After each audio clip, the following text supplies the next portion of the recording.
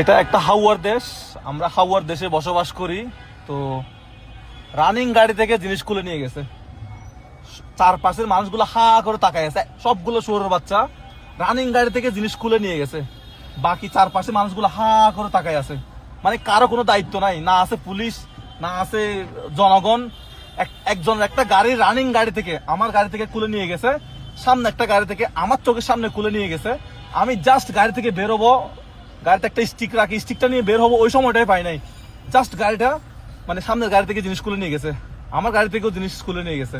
এখন এই টাকা, এই পার্স যেটা খুলছে, এটা আবার আমাকে নিজের পকেটের টাকা দিয়ে লাগাইতে হবে, কারণ আমি হাওয়ার দেশে বসবাস করি।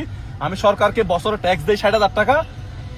আমি তেল ঢুকাই 145 টাকা করে লিটার।